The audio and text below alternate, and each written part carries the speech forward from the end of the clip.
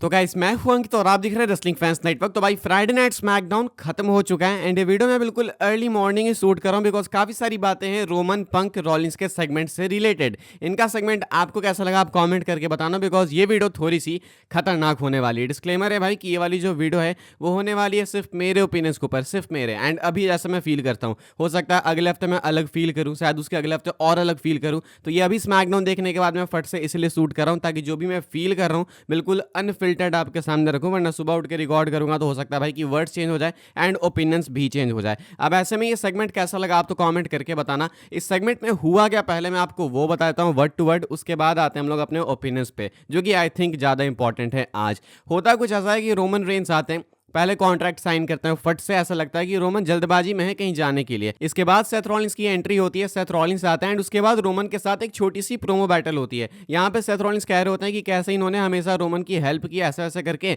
And in दोनों ने मिलकर इस कंपनी को बिल्ड किया, मतलब पुरानी बातें याद करते हैं। रोमन कहते हैं कि हमारे बीच में अब कोई वी नहीं है, मतलब वो जो वी था ना वो मर चुका है, ये सब कुछ मैंने किया, ये नेटफ्लिक्स वाली डील मेरे कारण क्रैक हुई है, सब कुछ जो किया इस कंपनी को बिल्ड करने के लिए वो मैंने किया है। रॉलिंस कहते हैं कि तुम्हारे पास मौका था कि तुम वॉर गेम्स में सीएम पंक को सबक सिखाओ, लेकिन तुमने क्या किया, तुमने उसके साथ हाथ मिला लिया। मेरे पास मौका था कि मैं स्टील के इस मैच में मेडिसन स्क्वायर गार्डन में उसको सबक सिखा दूं, लेकिन तुमने उस चीज को रून कर दिया। कहते हैं सेथ रॉलिंस की मैं वंस अगेन रेसलमेनिया में वही करने वाला हूं जो मैं हमेशा से करते आया हूं एंड वो ये है कि तुम्हारी मिस्टेक्स को कवर अप करना एंड तुम्हारी मिस्टेक्स को करेक्ट करना। इसके बाद आ जाते हैं सीएम पंक। रॉलिंस के कॉन्ट्रैक्ट साइन करने के बाद सीएम पंक आते हैं एंड वो कॉन्ट्रैक्ट साइन नहीं करते हैं भाई, वो कॉन्ट्रैक्ट देखते हैं, बहुत कुछ ढूंढ रहे होते हैं वो कॉन्ट्रैक्ट में। रोमन कहते हैं कि क्या ढूंढ रहे हो, ये पेज नंबर है, ये क्लॉज है, जाके फट से साइन कर दो। उसके बाद भी पंक देखते रहते हैं। उसके बाद रोमन ऑर्डर करते हैं पॉल हेमन को कि तुम जाओ एंड इससे कॉन्ट्रैक्ट साइन कराओ। पॉल हेमन आते हैं, पॉल हेमन बोलते हैं कि जिस चीज को तुम ढूंढ रहे हो इस कॉन्ट्रैक्ट में वो इस कॉन्ट्रैक्ट में है एंड तुम्हें साइन कर देना है बस।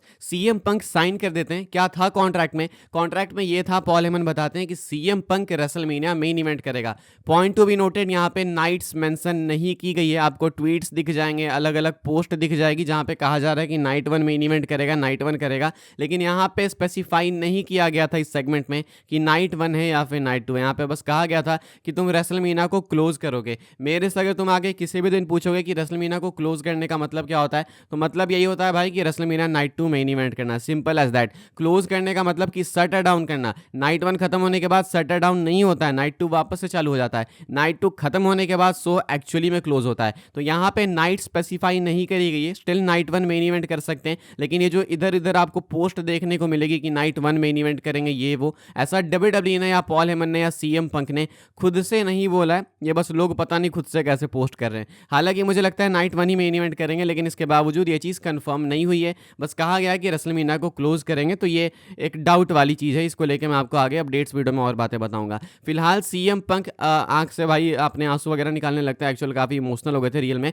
बिकॉज उनके लिए काफ़ी मैसिव मोमेंट है, हमेशा से उनका सपना था रेसलमेनिया मेन इवेंट करना। इसके कारण वो डब्ल्यूडब्ल्यूई भी छोड़ के गए एंड अब वो वापस आए तो उनको फाइनली मेन इवेंट मिला है, शायद रोमन रेंस के कारण, शायद पॉल हेमन के कारण। सेगमेंट एंड होने वाला होता है, रोमन कहते हैं कि चलो फैंस को तुमने थैंक्स कह दिया तो मुझे थैंक्स को ट्राइबल चीफ को, मेरे कारण तो मेन इवेंट कर पा रहे हो, बिकॉज फैक्ट तो यही है, सही बात है भाई, रोमन नहीं होते तो शायद इनका मैच मेन इवेंट नहीं होता। इसके बाद वो रोमन को थैंक्स कहते हैं thank you tribal chief, thank you to the holder of the ula fala. उसके बाद कहते हैं थैंक यू बिग डॉग, मतलब वो पुराने तार भी छेड़ दिए सीएम पंक ने। एंड इसके बाद एंड में सीएम पंक सेगमेंट एंड होते होते कह रहे होते हैं कि ये वो फेवर नहीं है जो कि मुझे चाहिए था, यानी कि जो फेवर वाली चीज़ है वो स्टिल इंटैक्ट है, वो फेवर अभी भी बाकी है एंड अभी पॉल हेमन फेवर स्टिल ओ करते हैं। ये रेसलमेनिया मेन इवेंट करने वाली चीज़ काफ़ी अलग थी। ऐसे करके शो खत्म होता है एंड स्मैकडाउन ऑफ एयर जाती है। तो ये था पूरा सेगमेंट। अब आते हैं ओपिनियंस के ऊपर। पहले तो भाई स्मैकडाउन के 4 मिनट्स इन्होंने काटे क्यों मुझे समझ नहीं आया, पिछले हफ्ते भी सेम कर रहे हैं। ये स्मैकडाउन जब 3 घंटे का शो है, जब तुम इतना लंबा खींच ले रहे हो तो एंड में 4 मिनट काट के क्या हो जाएगा,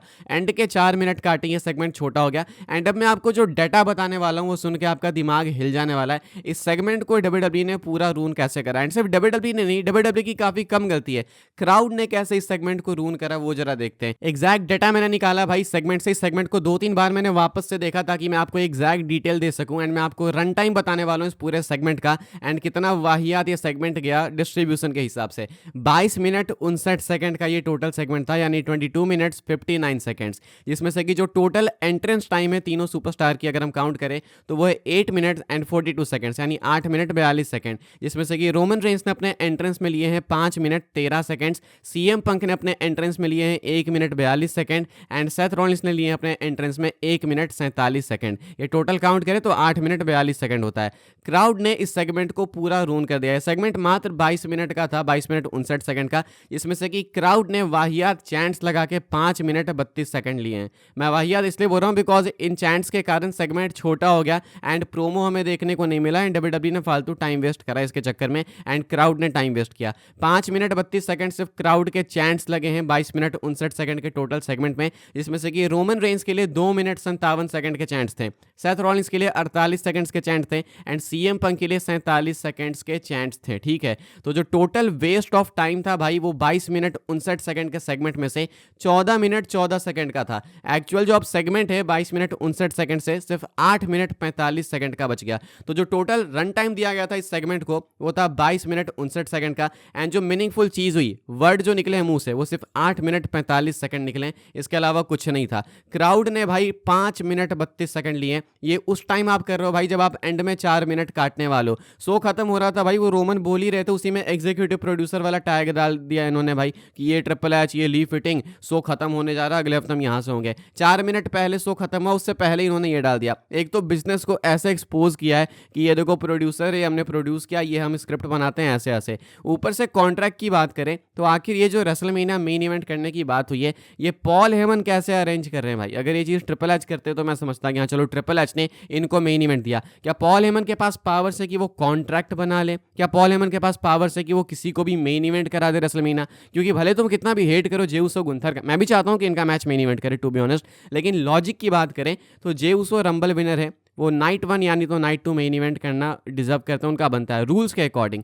वो भी नहीं तो चलो विमेंस डिवीजन से बियांका ब्लेयर रंबल विनर है, उनका मेन इवेंट करना बनता है, लेकिन वो दोनों में से कोई नहीं करने वाला मेन इवेंट। मेन इवेंट करेंगे CM Punk Roman Rollins, because जो पॉल हेमन है वो कॉन्ट्रैक्ट बना सकते हैं, पॉल हेमन किसी को भी रेसलमेनिया मेन इवेंट करा सकते हैं। तो ये एक स्टूपिड सी चीज़ लगी मुझे। एंड सबसे वाहियात चीज़ ये है ना भाई कि लोगों ने यहाँ बाहर के क्राउड को इतना सर पे चढ़ा दिया है कि बाहर की क्राउड देखो ऐसे चैंट करती है, थीम सॉन्ग आती है, क्या कमाल के चैंट से लाउड क्राउड है। इतना फैंस ने इधर इधर के फैंस ने सर पे चढ़ा दिया भाई कि वहाँ की क्राउड खुद को पता नहीं क्या ही समझने लगी है। वो कहते हैं ना कि उंगली पकड़ाओ हाथ पकड़ लिया। आज 22 मिनट के सेगमेंट से 6 मिनट तुम निकाल दो भाई सिर्फ क्राउड के चैंट्स में, बचा अपने पास कितना छोटा सेगमेंट। एंड ये हम रोड टू रेसलमेनिया पे ये चीज़ मैटर करती है, लोग ज़्यादा नोटिस नहीं करते। लोग कहते हैं कि चलो ठीक है क्राउड चैंट, नहीं भाई मैटर करती है। स्टोरी प्रोग्रेशन के लिए प्रोमो बैटल्स डब्ल्यूडब्ल्यू के अंदर बहुत नीडेड है। हम लोग आज क्यों ब्लेम कर रहे हैं कोडी सीना को? कोडी बोल रहे हैं, सीना बोल ही नहीं रहे। आखिर तुम कोडी को क्यों ब्लेम कर रहे हो कि कोडी को प्रोटेक्ट करा ट्रिपल एच? जॉन सीना अगर कोडी रोड्स का रिस्पांस देना चालू करेंगे, कोडी रोड्स को रिस्पॉन्ड करेंगे तो मजा आएगा, बिल्ड होगी, लेकिन वो चीज़ डब्ल्यूडब्ल्यू नहीं होने दे रही, तभी हम लोग ब्लेम कर रहे हैं।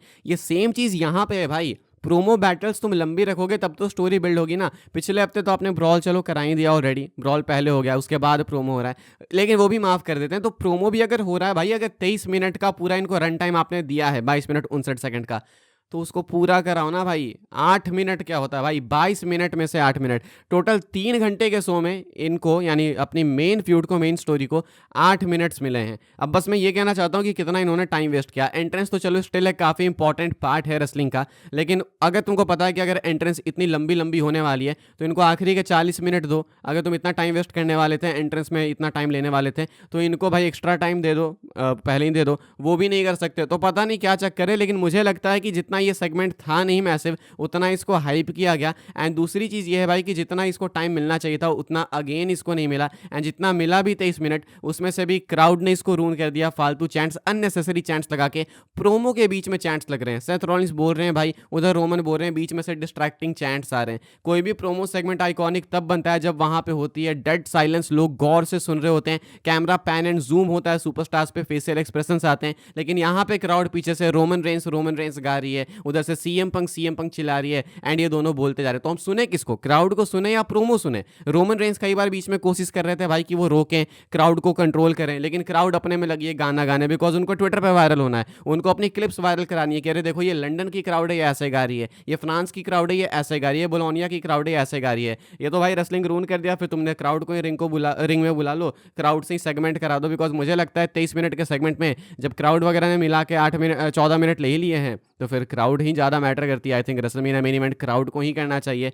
तो आज के डेट में भाई आपका प्रोमो मैटर नहीं करता है, क्राउड के चैंट्स मैटर करते हैं। बस ये मैं इतना कहना चाहता हूँ। बाकी ओवरऑल सेगमेंट को मैं रेट करूँगा 5 में से कुछ around 2.5, because I still think हम सबको पता था कि रेसलमेनिया मेन इवेंट है, करने ही वाले हैं। तो ये सेगमेंट जो पूरा डिज़ाइन हुआ वो मेरे हिसाब से तो अननेसेसरी था। किसको नहीं पता था भाई कि इनका मेन इवेंट होगा? कॉन्ट्रैक्ट में ये क्लॉज डालने का कोई सेंस बनता नहीं था। हमको पता है रोमन है तो मेन इवेंट करेंगे, एंड अगर रोमन मेन इवेंट करेंगे तो ऑब्वियस सी बात है भाई कि सीएम पंक रॉलिंस भी उनके साथ में मेन इवेंट करेंगे। इनका मैच जब पहले ऑफिशियल हो ही गया तो कॉन्ट्रैक्ट साइनिंग बाद में कैसे हो रही है? पहले कॉन्ट्रैक्ट साइनिंग होती, बाद में मैच ऑफिशियल होता।